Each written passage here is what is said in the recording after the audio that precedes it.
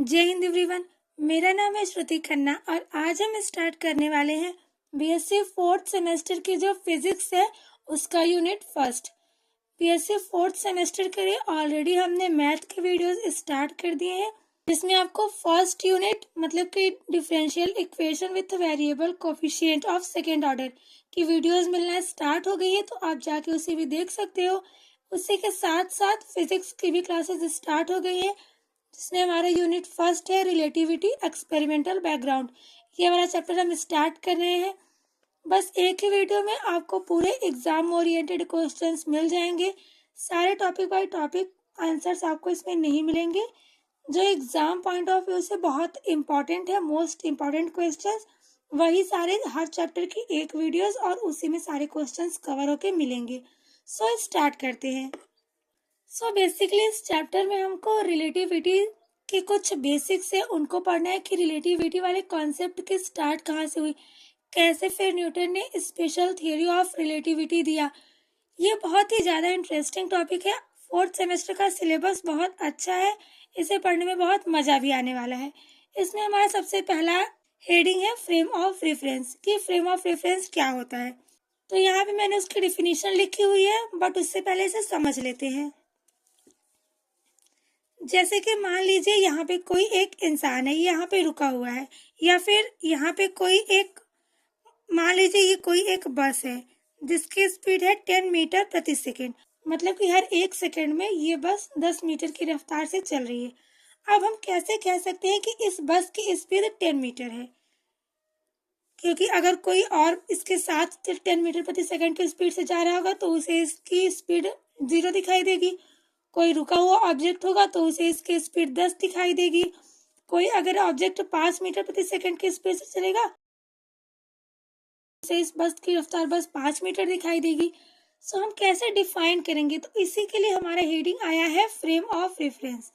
मतलब कि किसी भी ऑब्जेक्ट के मोशन को दर्शाने के लिए हमें एक पॉइंट की जरूरत पड़ती है। हम कुछ मानते हैं कि इसके रिलेटिव में हम इसके मोशन को डिफाइन कर रहे हैं।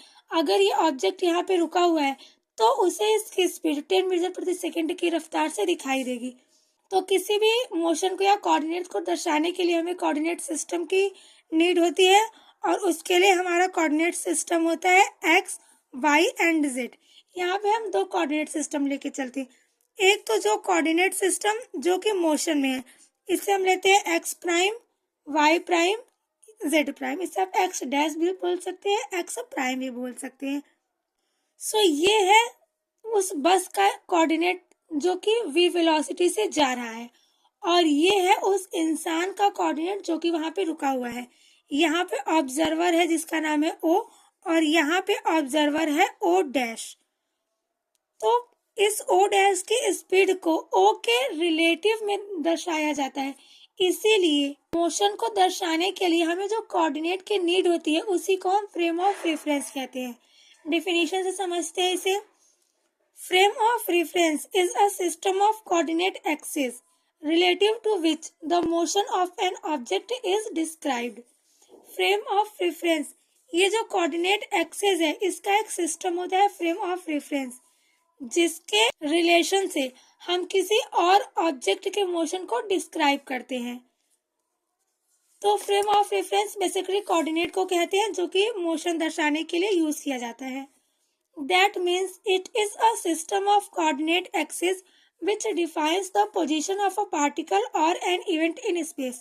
स्पेस में कोई भी पार्टिकल कहाँ है उसकी पोजीशन को दर्शाने के लिए कोऑर्डिनेट एक्सिस का यूज करते हैं, तो उसी को हम फ्रेम ऑफ रेफरेंस कहते हैं। यहाँ पे एक वर्ड आया है इवेंट। तो इवेंट क्या होता है, सबसे पहले ये समझ लेते हैं। इवेंट में बेसिकली अगर इस पूरे यूनिवर्स में कोई भी घटना घटित हो रही है तो उसे दर्शाने के लिए हमें दो मेन चीजों की जरूरत होती है। पहला तो होता है पोजीशन, मतलब कि वो इवेंट कहीं किसी स्थान पे हो रहा होगा और किसी समय पे हो रहा होगा, तो वो जहाँ हो रहा है उसकी पोजीशन, जिसे हम डिनोट करते हैं एक्स वाई जेड से, एंड वो जिस टाइम हो रहा है टाइम ऑफ अकरेंस उसे डिनोट करते हैं स्मॉल टी से।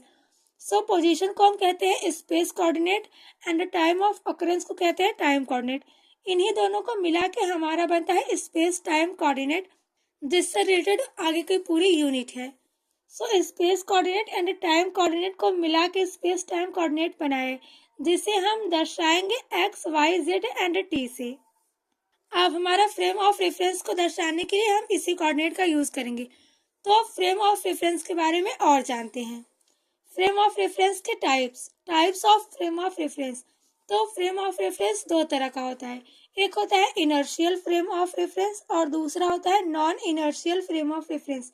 अब इसका क्या मतलब है? जैसे कि पहला है हमारा inertial frame of reference. Inertial frame of reference को अनएक्सेलरेटेड फ्रेम ऑफ रेफरेंस भी कहते हैं। जैसे कि ये एक फ्रेम ऑफ रेफरेंस है। अगर इस फ्रेम ऑफ रेफरेंस में न्यूटन का जो लॉ ऑफ इनर्शिया है वो होल्ड करता है, इसका मतलब ये इनर्शियल फ्रेम ऑफ रेफरेंस है। न्यूटन का फर्स्ट लॉ क्या होता है? तो न्यूटन का फर्स्ट लॉ हमारे पास है, हमने 9th क्लास में पढ़ा हुआ है कि कोई भी ऑब्जेक्ट, अगर वो ऑब्जेक्ट चल रहा है एक समान वेलोसिटी से, तो वो वैसे ही वेलोसिटी से कंटिन्यूअस चलता रहेगा जब तक भी उस पर कोई फोर्स अप्लाइड ना किया जाए। या फिर कोई ऑब्जेक्ट अगर कहीं स्थिर है तो वो स्थिर ही रहेगा जब तक कि उस पर कोई बाह्य बल अप्लाई ना किया जाए। ये होता है न्यूटन का लॉ ऑफ इनर्शिया, जिसे न्यूटन का फर्स्ट लॉ कहते हैं। अगर यह फर्स्ट लॉ किसी कोऑर्डिनेट एक्सेस पे होल्ड होता है तो उसे हम कहते हैं इनर्शियल फ्रेम ऑफ रेफरेंस, क्योंकि यहाँ पे वेलोसिटी कांस्टेंट है या फिर वेलोसिटी जीरो है।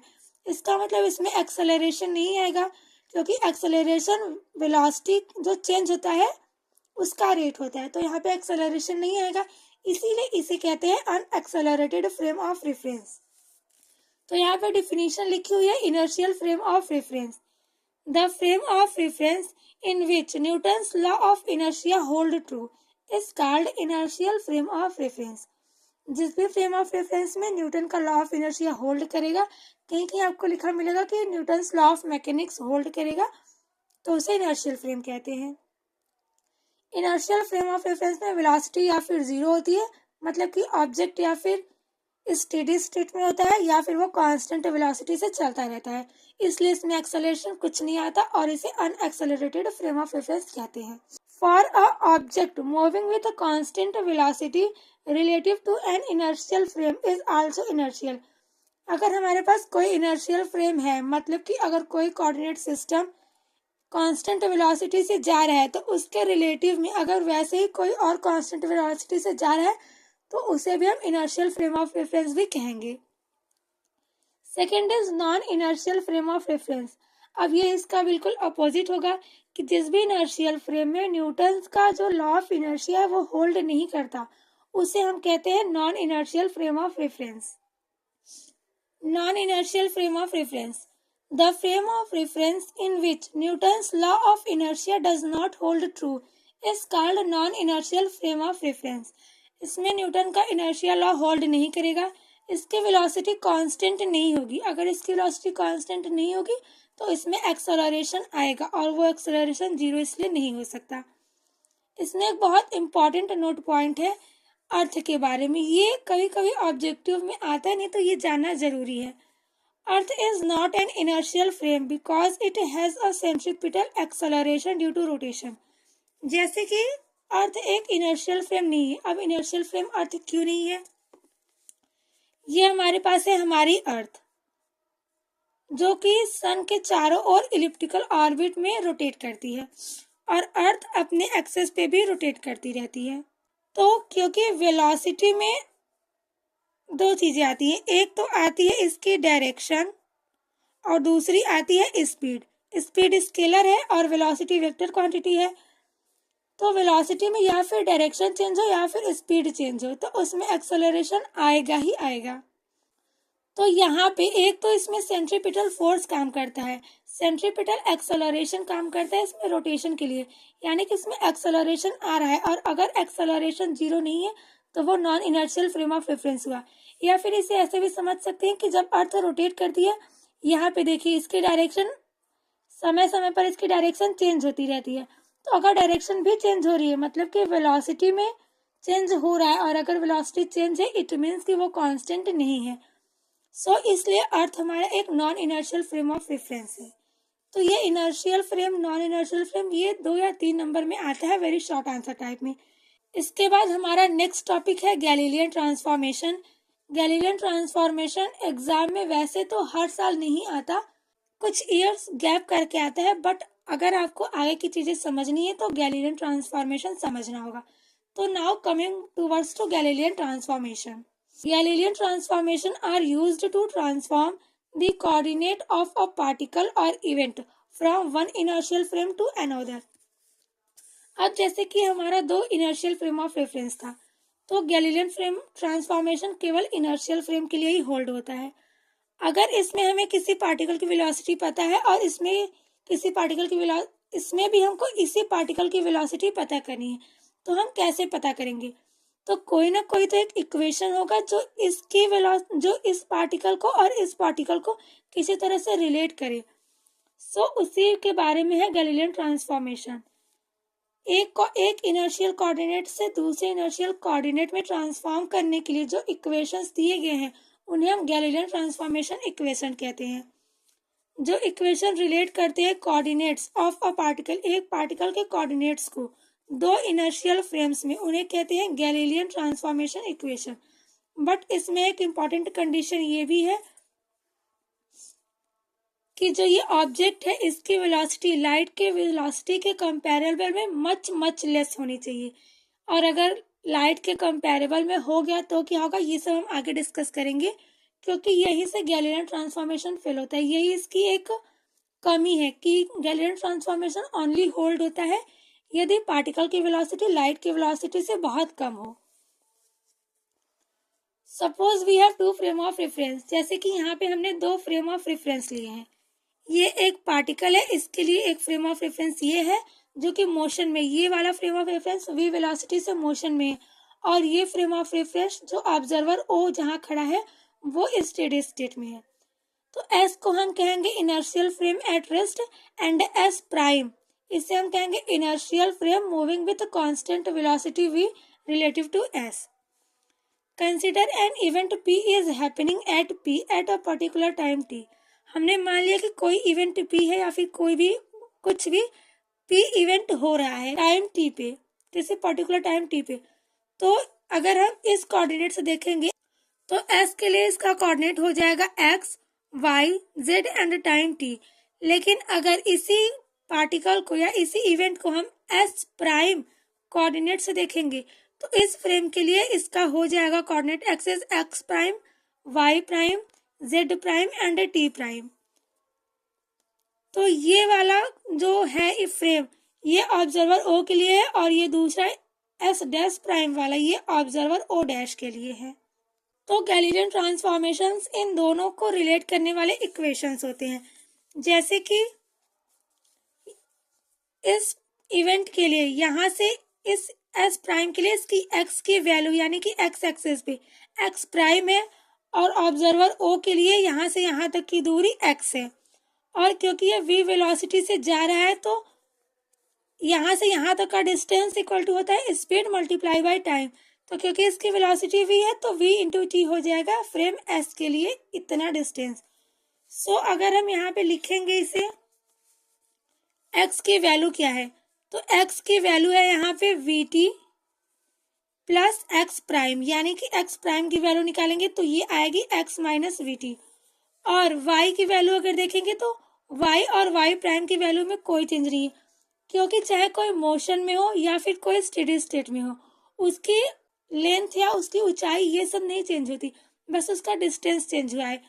यहाँ अंतर बस उसके x वाली लेंथ में ही आ रहा है। तो यहाँ पे y prime equal to y होगा और z prime equal to z होगा। क्योंकि कोई भी इवेंट ये दोनों देख रहे हैं और उसकी वेलोसिटी v है, तो उन दोनों के लिए टाइम भी सेम होगा। अब टाइम तो चेंज हो नहीं रहा है, तो इसे यहाँ पे t prime equal to t आया जाएगा। यही जो चारों इक्वेशंस है यही कहलाते हैं गैलीलियन के ट्रांसफॉर्मेशन इक्वेशन। सो जब टाइम 0 था तो O और O डैश कोइंसाइड करते थे, मीन्स कि जब हमने कोई भी टाइम नहीं लिया था तो ये दोनों ऑब्जर्वर एक ही जगह पे थे, बट t समय के बाद हम फिगर से देखेंगे तो यही आया, देखिए x prime equal to x minus v t. और क्योंकि y और z में कोई भी मोशन नहीं हो रहा है, केवल x में मोशन हो रहा है, तो इसलिए y prime equal to y, z prime equal to z and t prime equal to t रहेगा। इसलिए ये x प्राइम y z और t प्राइम, ये चारों इक्वेशंस जो है, इन्हीं इक्वेशंस को हम कहते हैं गैलीलियन ट्रांसफॉर्मेशन इक्वेशन, जो कि फ्रेम s प्राइम के लिए है। और अगर फ्रेम s के लिए देखेंगे, यानी कि x y z और t की वैल्यू देखेंगे, तो इसे जस्ट चेंज करने पे हमको एस इनर्शियल फ्रेम के लिए ये इक्वेशन मिलता है, और इसे कहते हैं inverse Galilean transformation equation. So इसमें भी कुछ नोट पॉइंट्स हैं इंपॉर्टेंट, जैसे कि Galilean transformations are applicable only when speed of frame v is much less than speed of light c। जब एस प्राइम की स्पीड v वेलोसिटी से जा रही हो और ये लाइट की वेलोसिटी से बहुत कम हो, केवल तभी गैलीलियन के ट्रांसफॉर्मेशन इक्वेशंस एप्लीकेबल होते हैं। और जब अगर क्या होगा कि वेलोसिटी c के कंपैरेबल हो जाए, मीन्स अगर पार्टिकल की वेलोसिटी लाइट की वेलोसिटी के कंपैरेबल में है, तो गैलीलियन ट्रांसफॉर्मेशन इक्वेशंस एप्लीकेबल नहीं होती। इस केस में लॉरेंज के ट्रांसफॉर्मेशन इक्वेशंस एप्लीकेबल होते हैं, जो कि हमारे सेकेंड यूनिट में है, तो उसे हम सेकेंड यूनिट में डिस्कस करेंगे। गैलीलियन इनवेरियंस क्या है? दोनों कोऑर्डिनेट में टाइम तो चेंज नहीं हो रहा, जो पार्टिकल का मास यहाँ है वही पार्टिकल का मास इसके लिए भी होगा, लेंथ दोनों के लिए सेम होगी। तो जो भी पैरामीटर्स चेंज नहीं होते दोनों कोऑर्डिनेट एक्सिस में, उन्हें हम कहते हैं गैलीलियन इनवेरियंस। वेरी मतलब होता है चेंज करना, इनवेरियंस मतलब जो चेंज नहीं होते। सो गैलीलियन इनवेरियंस मतलब कि जो गैलीलियन के ट्रांसफॉर्मेशन इक्वेशंस है, उनमें quantities like mass, length, time etcetera जो अंडर चेंज नहीं होते गैलीलियन ट्रांसफॉर्मेशन के, उन्हें हम कहते हैं गैलीलियन इनवर्स। जैसे कि invariance of Newton's law and invariance of conservation of momentum. Galilean के ट्रांसफॉर्मेशन इक्वेशंस में न्यूटन्स के लॉ होल्ड करते हैं, चेंज नहीं होंगे। और कंजर्वेशन ऑफ मोमेंटम जो न्यूटन का सेकेंड लॉ है, P इक्वल टू mv, इसे हम सॉल्व करते हैं तो ये भी इनवेरियंस आता है दोनों फ्रेम ऑफ रेफरेंसेस के लिए। सो ये हो गए गैलीलियन इनवेरियंस। अब आते हैं फेल्योर ऑफ गैलीलियन ट्रांसफॉर्मेशन। क्यों हो गए गैलीलियन की ट्रांसफॉर्मेशन फेल? क्योंकि गैलीलियन ने यहाँ पे ये कहा था कि अगर कोई वेलोसिटी v से जा रहा है और अगर ये रेस्ट में, उसके लिए हमने तो इक्वेशंस देख ली, बट अगर ये वाला फ्रेम, इनर्शियल फ्रेम भी अगर v वेलोसिटी से जा रहा होगा, तो अगर ये दोनों सेम डायरेक्शन में v वेलोसिटी से जा रहे हैं, तो यहाँ पे इन दोनों की वेलोसिटीज माइनस होती हैं। जैसे मान लीजिए अगर ये कोई पार्टिकल c वेलोसिटी से जा रहा है और इधर से भी ये फ्रेम ऑफ रेफरेंस भी v वेलोसिटी से आ रहा है, तो अगर दोनों सेम डायरेक्शन में है c और v, तो इनका जो रिलेटिव स्पीड निकलेगा, रिलेटिव वेलोसिटी निकलेगी, वो निकलेगी c माइनस वी। और अगर ये दोनों एक दूसरे के अपोजिट साइड में जा रहे हैं, तो इनकी रिलेटिव वेलोसिटी निकलेगी c प्लस वी। इसीलिए यही सबसे मेन रीजन है गैलीलियन के ट्रांसफॉर्मेशन का फेल होने का। क्योंकि जब हम यहाँ पे देखते हैं, यहाँ पे r है c प्लस वी, यानी कि लाइट के वेलोसिटी के से ज़्यादा।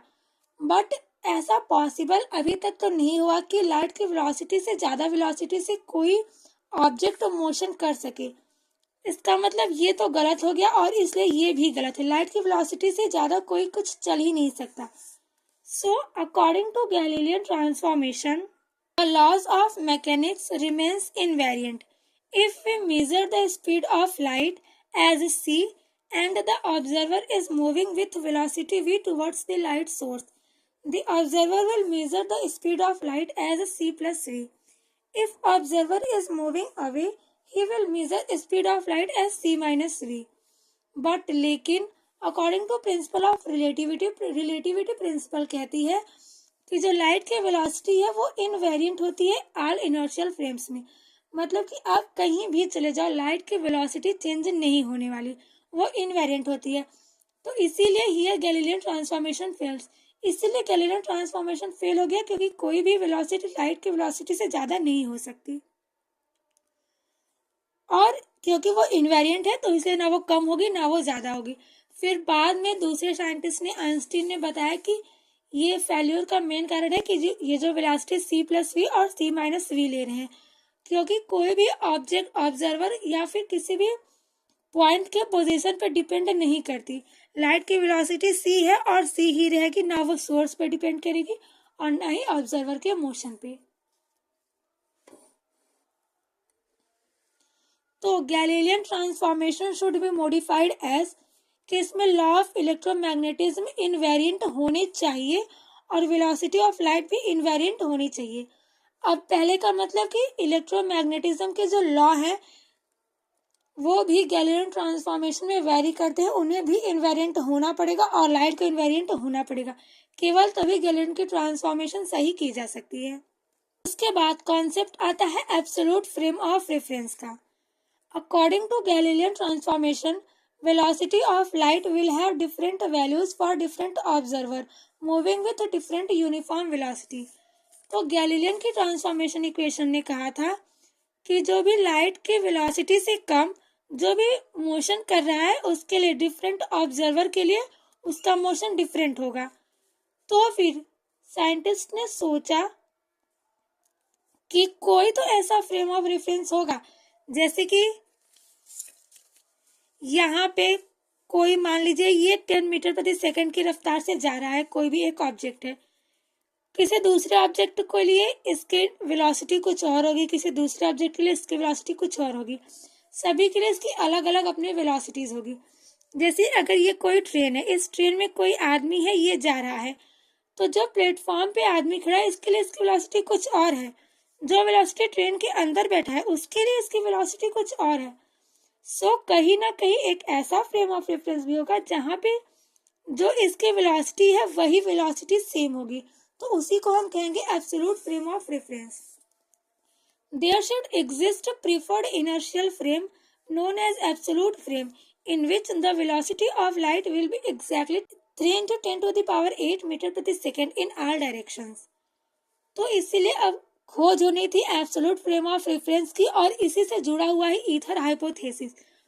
एग्जाम ओरिएंटेड नहीं है ये, बट ये आपको आगे के माइकलसन मोरले एक्सपेरिमेंट समझने में बहुत हेल्पफुल रहेगा। ईथर हाइपोथेसिस, क्योंकि जो लाइट वेव है उसे चलने के लिए, क्योंकि वो इलेक्ट्रोमैग्नेटिक वेव है, अकॉर्डिंग टू वेव थ्योरी कहती है कि इलेक्ट्रोमैग्नेटिक वेव है, तो इसे चलने के लिए किसी मीडियम की जरूरत होगी तो नहीं। तो फिर साइंटिस्ट लोगों ने कहा कि ये जो पूरा स्पेस है, इस पूरे स्पेस में एक मीडियम है जिसे हम कहते हैं ईथर। ये ईथर मीडियम पूरे स्पेस में फैला हुआ है, इसका कोई भी मास नहीं है, मतलब ये बहुत हल्का है, ये इनकम्प्रेसिबल है, इलास्टिक है, हाईली इलास्टिक, और इसे देख नहीं सकते, ये बिल्कुल ट्रांसपेरेंट है। और इसी मीडियम से होकर जो अर्थ पे सन की लाइट आती है वो आती है इस ईथर से। सो यही है ether hypothesis. It was thought that the space is filled with a substance called ether. The ether was supposed to be invisible, massless, perfectly transparent, highly elastic and low density substance. The earth moves through it without disturbance. अर्थ या फिर कोई भी और object पूरे universe में इस ether में ही बिना किसी डिस्टरबेंस के मूव करता है। तो अब खोज शुरू हो गई, ईथर है तो कैसे, इसे प्रूफ कीजिए, क्योंकि साइंटिफिकली हर चीज प्रूफ होनी कंपलसरी होती है। तो अब खोज होनी थी एब्सोल्यूट फ्रेम ऑफ रेफरेंस की और ईथर की। इन दोनों की खोज के लिए हमारे पास नेक्स्ट टॉपिक है माइकलसन मोरले एक्सपेरिमेंट, जिसमें कि हम देखेंगे कि कैसे ईथर की खोज होगी, कैसे एब्सोल्यूट फ्रेम की खोज होगी, ये एग्जिस्ट भी करते हैं या नहीं, या फिर ये सब बस बातें हैं थ्योरेटिकल, ये रियल में एग्जिस्ट नहीं करते। तो ये सब हम देखेंगे माइकलसन मोरले एक्सपेरिमेंट में। Now Michelson Morley experiment most of the most important topic है। अगर इस यूनिट से कोई भी एक क्वेश्चन आया then definitely that will be Michelson Morley interferometer से related Michelson Morley experiment. So इस एक्सपेरिमेंट में हमको करना क्या है, जैसे कि हम जान चुके हैं कि हमें अब ईथर की खोज करनी है, तो माइकलसन इंटरफेरोमीटर जो हमने पढ़ा हुआ है थर्ड सेमेस्टर में, माइकलसन इंटरफेरोमीटर का यूज करके माइकलसन और मोरले नाम के दो साइंटिस्ट ने एक एक्सपेरिमेंट किया, माइकलसन मोरले एक्सपेरिमेंट। इस एक्सपेरिमेंट में अब हम कैसे जानेंगे कि ईथर एग्जिस्ट करता है या नहीं। सो उन्होंने कहा था कि पूरे यूनिवर्स में एक मीडियम है ईथर जिसमें कि अर्थ रोटेट कर रहा है, वो मूव करता है। तो अगर ईथर में अर्थ मूव करता है तो अर्थ की कुछ ना कुछ वेलोसिटी तो ईथर के रिलेटिव में निकलेगी। जैसे कि अर्थ की वेलोसिटी है 3 × 10⁵, तो ईथर के सापेक्ष भी अर्थ की कोई वेलोसिटी होनी चाहिए अगर ईथर एग्जिस्ट करता है। और अगर हमने ईथर के सापेक्ष अर्थ की वेलोसिटी को डिटेक्ट कर लिया, दिस इम्प्लाइज दैट कि ईथर एग्जिस्ट करता है। सो इसी पे बेस्ड ये पूरा एक्सपेरिमेंट है। इसका उद्देश्य क्या था?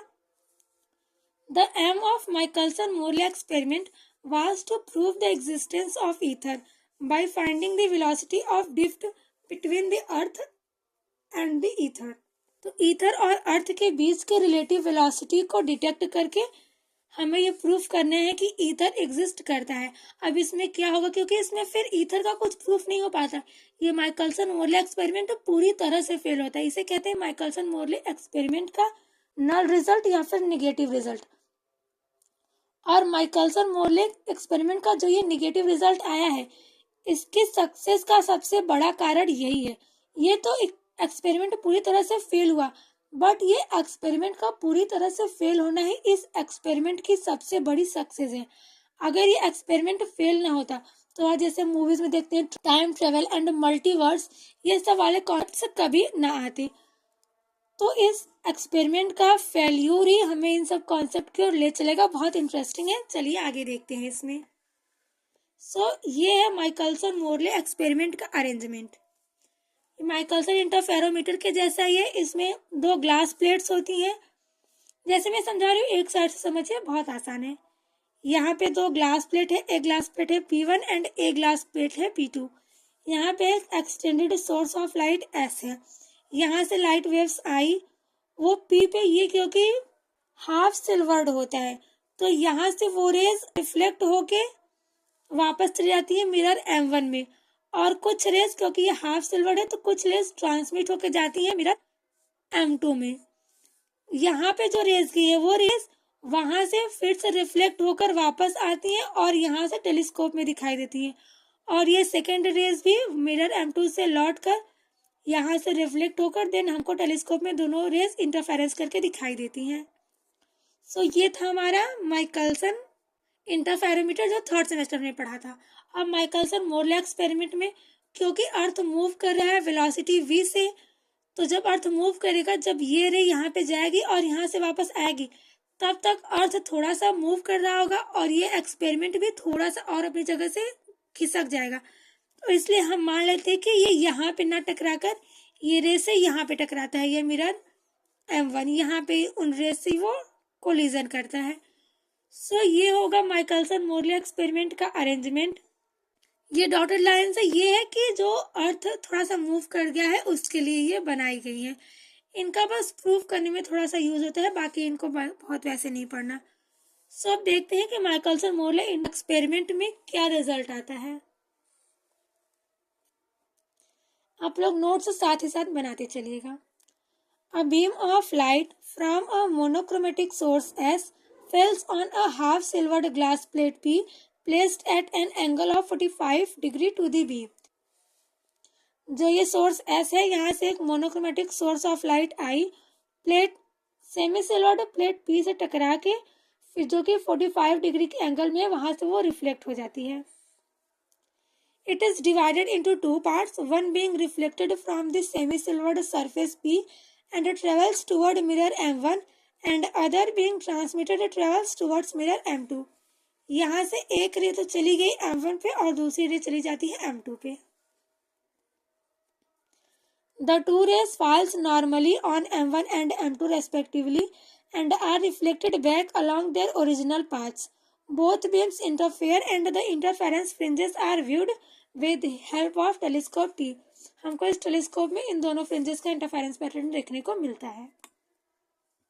Now let the 2 mirrors M1 and M2 be at an equal distance D, that is PA equal to PB equal to D। ये हमारे पास जो पूरा अरेंजमेंट है, इसमें ये PA और PB इक्वल टू D, यानी कि यहाँ से यहाँ तक की लेंथ और यहाँ से यहाँ की लेंथ D है। ये एक्सपेरिमेंट का जो अरेंजमेंट इसी तरह से बनाया गया है कि ये डिस्टेंस और ये डिस्टेंस इक्वल हो। Let c and v be the velocities of light and apparatus that is earth respectively. c light की वेलोसिटी है और ये apparatus मूव, क्योंकि अर्थ मूव करी वेलोसिटी v से, तो इसकी वेलोसिटी v है. The relative velocity along pb, जो ये pb है इसके along relative velocity क्या होगी, तो क्योंकि लाइट की स्पीड हम मान ले रहे हैं कि लाइट की स्पीड भी ऐसे है, तो अगर ये लाइट की स्पीड है तो पी बी के अलॉन्ग लाइट की स्पीड c है और इधर ही एपरेटस मूव कर रहा है v वेलोसिटी से, तो इसकी रिलेटिव वेलोसिटी निकल के आएगी c माइनस वी, और जब ये दोनों अपोजिट डायरेक्शंस में होते हैं तो ये हो जाता है c प्लस वी. तो यहाँ पे रिलेटिव वेलोसिटी अलॉन्ग b से p में जाएंगे, मीन्स जब c की वेलोसिटी ऐसी हो जाए और v की वेलोसिटी इधर है तो हो जाएगा c plus v. Time taken by light to travel from p to b and b to p, p से b जाके और b से p वापस आने में जो टाइम लगेगा वो टाइम कितना लगेगा, तो यहाँ से यहाँ तक का जाने का टाइम और फिर यहाँ से यहाँ तक आने का time. So t equal to समय बराबर होता है दूरी बटे 4, ये डिस्टेंस यहाँ से यहाँ d है, यहाँ से यहाँ जाने में d upon c minus v plus फिर वापस आने में d upon c plus v. इससे हम सॉल्व करेंगे तो हमको मिलता है 2dc upon c square minus v square. बस डिनोमिनेटर को बराबर किया गया है. देन 2dc इक्वल टू, यहाँ से सी स्क्वायर को कॉमन लेके सी से सी कट करेंगे, यहाँ पे हमको इतना मिल जाता है. फिर यहाँ पे हम बाइनोमियल थ्योरम अप्लाई करते हैं, 1 प्लस एक्स की पावर n का 1 प्लस एन एक्स प्लस, हमें बस दो ही टर्म्स तक लेने हैं, तो जब दो टर्म्स तक हम लेते हैं तो हमको t की वैल्यू मिल जाती है. ये सिंपल मैथमेटिक्स है, इसमें बहुत ज़्यादा सॉल्यूशन की ज़रूरत नहीं है. Now consider the light ray moving upward from p to a. अब हमने यहाँ से यहाँ तक का टाइम निकाल लिया, अब हमको टाइम निकालना है यहाँ से यहाँ तक का, क्योंकि यहाँ से यहाँ तक जो टाइम डिफरेंस लगा और यहाँ से यहाँ तक, इन दोनों टाइम्स का हमको टाइम डिफरेंस निकालना है. It will strike mirror M1 at A but at A dash due to motion of earth. ये A पे नहीं बल्कि A डैश पे मिरर M1 से टकराएगा क्योंकि अर्थ मोशन में है. सो P से A डैश और फिर बैक वहाँ P डैश तक आने में कुल जितना ट्रेवल होगा पाथ वो होगा P A dash P dash. तो इस ट्रायंगल में ये हमको एक बन रहा है राइट एंगल ट्रायंगल यानी कि समकोण त्रिभुज. तो इसमें होता है कॉड स्क्वायर इक्वल टू लंब स्क्वायर प्लस आधार square. So p a dash square equal to a dash square, क्योंकि पी ये राइट एंगल है, इसका स्क्वायर प्लस इसका स्क्वायर प्लस इसका स्क्वायर, तो ये डिस्टेंस इसके इक्वल है, तो ए डैश का स्क्वायर प्लस ए डैश यहाँ पे है एन, तो ए डैश एन का स्क्वायर.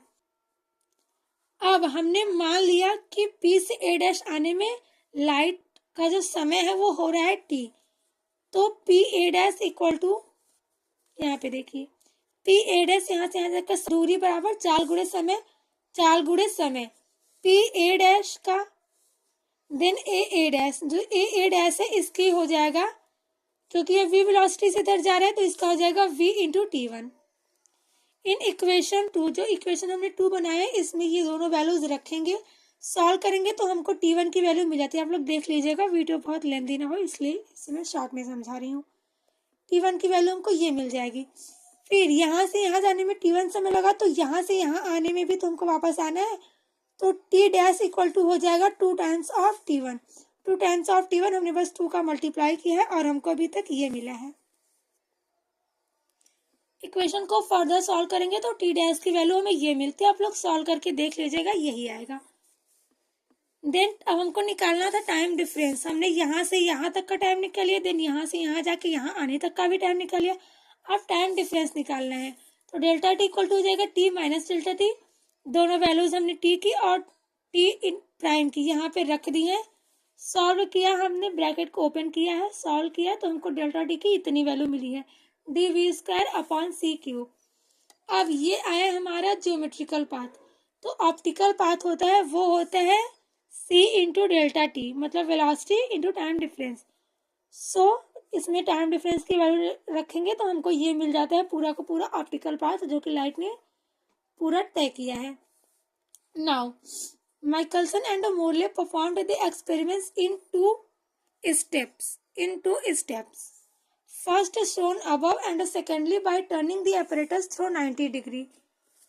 तो माइकलसन मोरले ने एक बार तो ऐसे पूरा टाइम डिफरेंस निकाल लिया उन्होंने, और फिर पूरा उन्होंने पाथ निकाला जो किया है dv² / c²। देन उन्होंने इस पूरे apparatus को 90 डिग्री पे रोटेट कर दिया। मिरर M1 यहाँ आ जाएगा, मिरर M2 यहाँ आ जाएगा, ऐसे पूरा रोटेट कर दिया। उसके बाद अब इसमें उन्होंने देखना है कि फ्रिंज शिफ्ट कितने का होता है, क्योंकि थियोरेटिकली तो उन्होंने कैलकुलेट किया था कि 1 फ्रिंज का शिफ्ट आना चाहिए। तो हम देखेंगे कि वो फ्रिंज शिफ्ट आता है कि नहीं, या फिर फर्दर क्या होता है। तो जब उन्होंने 90 डिग्री पे रोटेट किया तो यहाँ पे पाथ डिफरेंस आएगा 2dv² / का। For a path difference equal to lambda the pattern shift, जब एक फ्रिंज से शिफ्ट होगा तो लैम्डा आएगा, और जब अगर हम मान लेते वो n फ्रिंज से शिफ्ट होगा तो यहाँ पे बस n का मल्टीप्लाई हो जाएगा। माइकलसन मोरले ने ये सारी वैल्यूज रखी थी।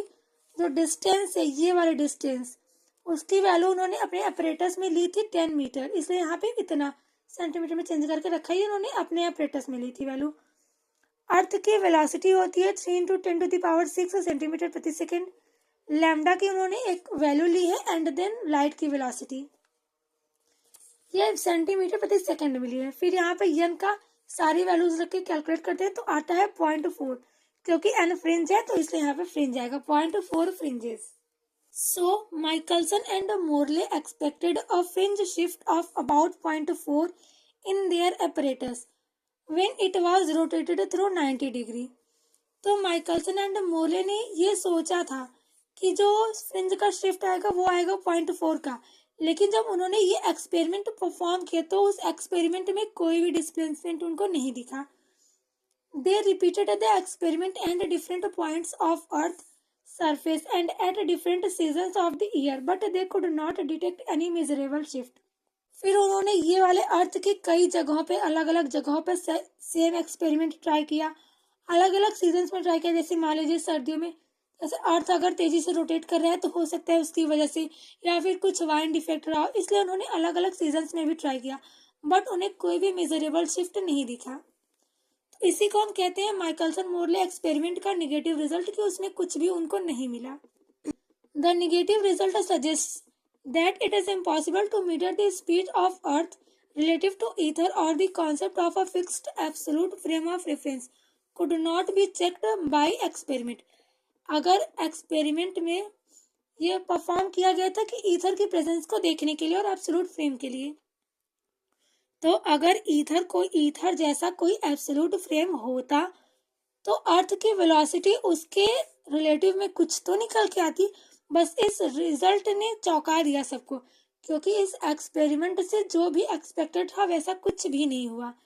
In this way null result, इसे कहते हैं नल रिजल्ट, कि इसका कोई रिजल्ट नहीं आया, leads to the total rejection of ether hypothesis. और इस तरह से ईथर हाइपोथेसिस फेल हो गई। ईथर नहीं है इसलिए उसको सापेक्ष हम अर्थ की वेलोसिटी को डिटेक्ट नहीं कर पा रहे हैं। अब इसके बाद कुछ साइंटिस्ट ने कहा कि नहीं, ईथर है ऐसा कुछ मटेरियल कि उसके रिलेटिव किसी की वेलोसिटी नहीं निकल सकती। ऐसे अलग अलग साइंटिस्ट ने दिया, बट इसका जो सबसे सही एक्सप्लेनेशन था वो दिया था आइंस्टीन ने। So explanation of null result. In 1905 Einstein proposed that the motion through ether is a meaningless concept. Ether जैसा कुछ नहीं है, ईथर से मोशन एक मीनिंगलेस कॉन्सेप्ट है। फ्रेम ऑफ रेफरेंस की किसी के रिलेटिव में ही मोशन निकलती है। He explained that the speed of light is invariance. That means the speed of light in space is a universal constant and does not depend upon the motion of the source, observer or medium. Einstein ने ये बताया कि जो इस experiment में इन्होंने velocity c+v और c-v ली है, यही पूरी तरह से गलत है, क्योंकि आप किसी भी वेलोसिटी को लाइट की वेलोसिटी से ज़्यादा कैसे दिखा सकते हो, यही पूरा गलत है। इसीलिए इस एक्सपेरिमेंट का कोई फ्यूचर नहीं, इस एक्सपेरिमेंट का कोई रिजल्ट नहीं आने वाला। तो फिर इसी नल रिजल्ट के आधार पर आइंस्टीन ने अपने स्पेशल थियोरी ऑफ रिलेटिविटी के कुछ पोस्टुलेट्स हैं वो डिस्कस करेंगे। ये लास्ट टॉपिक है, सबसे इम्पोर्टेंट यही था, माइकलसन मोरले इंटरफेरोमीटर। इसे भी देख लेते हैं। The special theory of relativity deals with the problem in which one frame of reference moves with a constant linear velocity near to the speed of light relative to another frame of reference. जब किसी एक frame of reference के relative में कोई दूसरा frame of reference light के velocity से या फिर उसके आसपास की वेलोसिटी से प्रोपागेट करता है, तो उन सारे प्रॉब्लम्स के लिए ये न्यूटन्स की है special theory of relativity, Einstein की। The laws of physics are invariant in all inertial frames. इसके दो मेन पोस्टुलेट्स है कि जो फिजिक्स के लॉज हैं वो सभी इनर्शियल फ्रेम्स में इनवेरिएंट रहेंगे, और लाइट की वेलोसिटी चाहे वैक्यूम हो, चाहे कोई ऑब्जेक्ट मूव कर रहा है, चाहे कोई ऑब्जेक्ट रुका हुआ है, सब के लिए लाइट की वेलोसिटी कांस्टेंट रहेगी। वो किसी पे भी डिपेंड नहीं करती, वो इंडिपेंडेंट है, इनवेरिएंट हमेशा रहेगी किसी भी कंडीशन में। अब जब आइंस्टीन ने फिर आगे फर्दर इसके कुछ प्रूफ किया लॉरेंज ने ट्रांसफॉर्मेशन इक्वेशन से लाइट की वेलोसिटी के लिए, तो वहां पे हमको और चौंकाने वाले रिजल्ट आते हैं, क्योंकि जब हम लाइट के स्पीड को कांस्टेंट करते हैं तो फिर हमें दिखा कि टाइम वेरी करने लगा। यूनिवर्स में तो एक ही समय है, लेकिन नहीं, फिर हमको दिखाई दिया कि यूनिवर्स में भी टाइम वेरी करता है। अगर हमारे यहाँ किसी को कोई काम करने में 2 दिन लग रहे हैं, तो हो सकता है दूसरी जगह वो 2 दिन 2 साल के बराबर हो। तो ये सारी चीजें हम सेकेंड यूनिट में डिस्कस करेंगे। फर्स्ट यूनिट के इंपॉर्टेंट क्वेश्चंस बस इतने ही है। अगर आपको पूरे बुक से इंपॉर्टेंट क्वेश्चंस की लिस्ट चाहिए देन कमेंट डाउन, आपको उसकी वीडियो मिल जाएगी। So thank you so much everyone for watching this video. I hope कि आपको ये समझ में आया। Any doubts, comment box is always open for you. Now we will meet in second unit. और कौन से सब्जेक्ट के टॉपिक चाहिए आपको वो भी आप बता सकते हो। Thank you so much.